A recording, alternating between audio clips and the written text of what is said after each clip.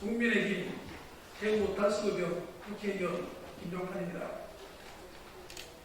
윤석열 전 검찰총장에게 공개적으로 질문을 던집니다. 대통령의 철학과 도덕성은 그 나라의 국격을 좌우한다고 해도 과언이 아니고 그 후보자에 대해서는 치열한 검증이 필요합니다. 더욱이 야권의 유력 대선 후보인 윤석열 전 검찰총장 이하 윤 후보로 지칭하겠습니다. 국민의 입당이 노동되고 있기 때문에 국민의힘 소속 국회의원으로서 윤 후보의 정체성과 관련된 핵심 의혹 몇 가지에 대해 공개 질문을 던집니다. 첫째, 윤우진 전 용산세무서장 뇌물 사건과 관련된 변호사 선임에 대한 윤 후보의 역할에 대해 있습니다. 윤우진 씨는 용산세무서장으로 재직 중 2012년 서울경찰청 광역수사대에서 뇌물수수 혐의로 수사를 받던 중에 불법적으로 외국으로 도주했습니다. 인천 모 골프장에 대한 압수수색영장을 6번 신청했다가 검찰에 의해 6번 기각된 전설을 남긴 사건이죠. 저 김용만은 당시 수사를 지휘하는 위치인 서울경찰청장이었습니다. 이 사건을 통해 일부 경찰의 공정이 아닌 불공정,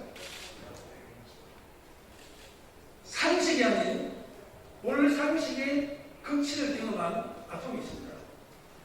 윤호진 씨는 8개월 후 불법 체류자로 강제 송환되어 왔으나 검찰의 비호하에 자유로운 상태에 있다가 2년 좀 지나 대가성이 없다는 이유로 검찰로부터 무혐의 처분을 받게 됩니다. 아울러 자신을 파면한 국세청장을 상대로 파면 취소 소송을 제기해서 승소함으로써 명예로운 퇴직에 성공도 합니다. 2019년 7월 8일 검찰총장 인사청문회를 계기로 하여 윤 후보가 후배 검사 출신을 윤우진실의 변호사로 소개했느냐 여부가 큰 쟁점이 되었습니다. 윤우진 씨는 소윤으로 불릴 정도로 윤 후보와 절친한 윤대진 검사장의 친형입니다. 현재인 윤 후보가 변호사를 선임하는 데 역할을 했다면 변호사법 위반이란 범죄가 되므로 매우 민감한 쟁점이었습니다. 윤 후보는 당시 야당인 자유한국당의 의원의 질문에 한결같이 변호사를 소개한 적이 없다 라고 부인했으나 뉴스타파에서 윤 후보가 육성으로 소개했다는 녹음을 공개하자 그 청문회장과 그 이후에 윤 후보의 말은 꼬이기 시작했습니다. 소개 안 했다. 소개는 했지만 변호사로 선임되지는 않았다. 친동생인 윤미인 검사가 소개했지만 그를 보호하기 위해 기자한테 그렇게 말했을 뿐이다. 문제된 변호사는 형사사건 변호사가 아니라 국세청 송달 변호사였다. 라는 식의 수차례나 말이 왔다 갔다는 입장을 보였습니다. 뉴스타파에서는 지난 7월 19일 윤 후보가 변호사를 소개해준 게 맞다. 나는 윤우진 씨의 육성 녹음을 공개하며 윤 후보가 거짓말하고 있다고 보도한 바 있습니다. 실제 윤우진 씨는 파면 취소 선고소송에서 문제의 변호사는 국세청 서류소송 대리인 변호사가 아니라 형사사건 변호사였다고 확인한 바 있고 재판부도 이를 인정했습니다.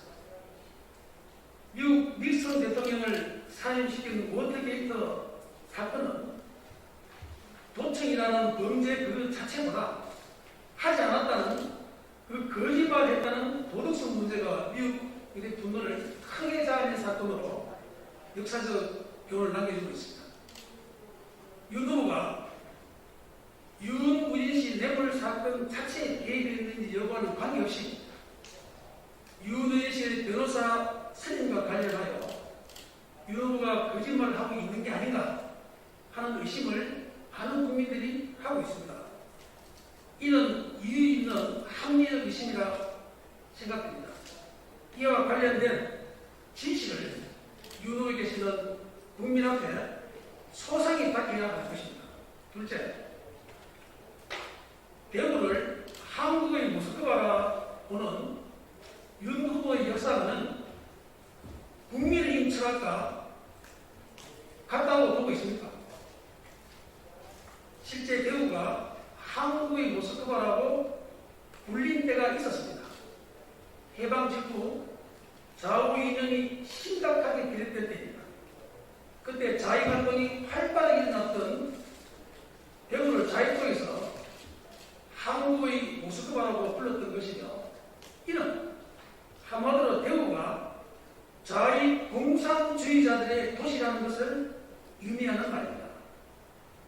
윤 후보가 대구를 방문하여 대구 지역에 한국의 모스크바라 이야기가 나올 정도로 깨친문이 많다라고 운동한 것은 매우 위험한 역사관이 아닐 수 없습니다. 자유가 최후의 도력을 하고 있다는 대구 시민의 자긍심을 심각하게 훼손한 적절치 못한 운동이라고 생각됩니다. 윤 후보는 지난 6월 29일 출마선언 시 국민의힘과 철학이 같다고 언급한 적이 있습니다. 대구를 한국의 모스크바라고 운동하는 그 자익적 역사관을 통해서는 도저히 그 접점을 찾기 어렵습니다.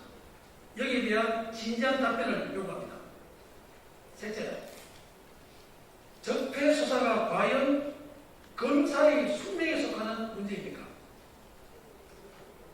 윤 후보는 적폐 수사와 관련해 자신이 처리한 것은 검 숙명에 속하는 문제라고 해명하면서 이유 여하를 막론하고 결과적으로 유감이라는 등의 표현으로 예서 책임론에서 비껴가는 듯한 모습을 보였습니다. 하지만 이런 식의 유감 표명에 대해서 관련 당사자들이 과연 사과의 진정성을 느꼈을까요? 저는 아니라고 봅니다. 최근 김경수 전 경남지사를 나락으로 떨어뜨린 드루킹 사건과 관련해서 당시 서울중앙지검장이던 윤 후보는 우파와 관련된 댓글 사건에 대해서는 조자룡의 흠칼을 휘두르도 무섭게 휘둘렀지만 문재인 정권과 관련된 이 드루킹 댓글 사건과 관련해서는 수사 의지를 전혀 보이지 않았다는 평가를 받았습니다. 결국 자유한국당 김성태 원내대표의 단식 등의 저항이 받아들여서 허위권 특검이 발족되었고 그 실체가 지금과 같이 드러나게 된 것 아닙니까? 이와 같은 사례를 보아도 윤 후보의 적폐 수사는 검사의 숙명이라기보다 바로 자신의 업무를 보는 게 맞다고 생각됩니다. 이스라엘의 다윗 왕이 부하의 아내를 타며 그 부하를 죽이는 큰 죄를 지었음에도 지금껏 존경을 받고 있는 것은 진정으로 자신의 잘못을 참여했기 때문입니다. 저 김용만은 지난 4월 28일 윤석열 후보에게 정치를 하려면 자신의 업에 대해 과몰탕계의 마음가짐으로 진정성 있는 고의 성사의 과정을 거쳐야 한다고 입장문을 밝힌 적이 있습니다. 문재인 대통령은 취임하자마자 검찰총장 인사보다 서울중앙지검장을 먼저 발탁하는 타격 인사를 단행했습니다.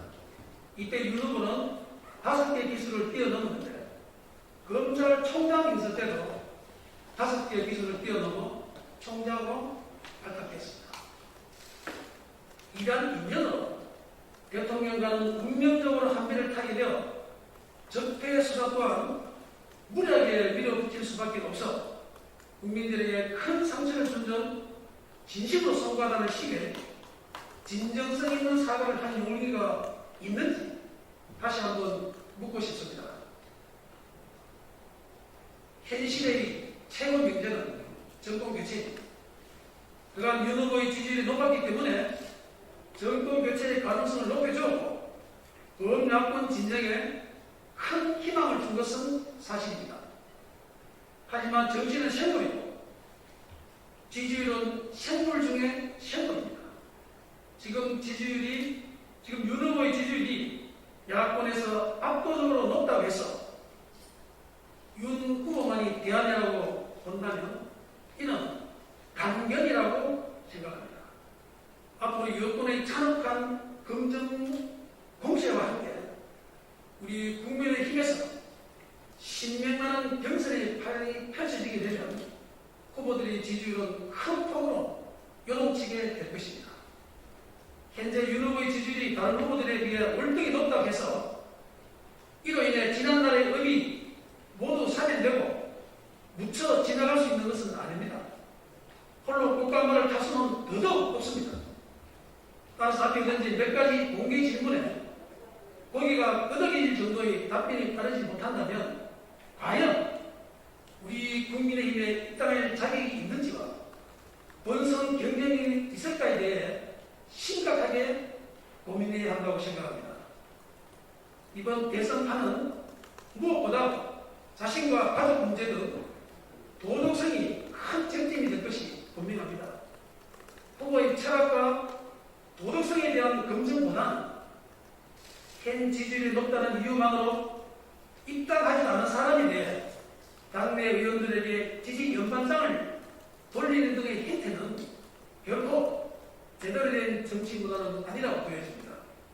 우리 모두 정권 교체를 위해 보다 진지한 성찰을 해야 할 시기라고 생각합니다. 감사합니다.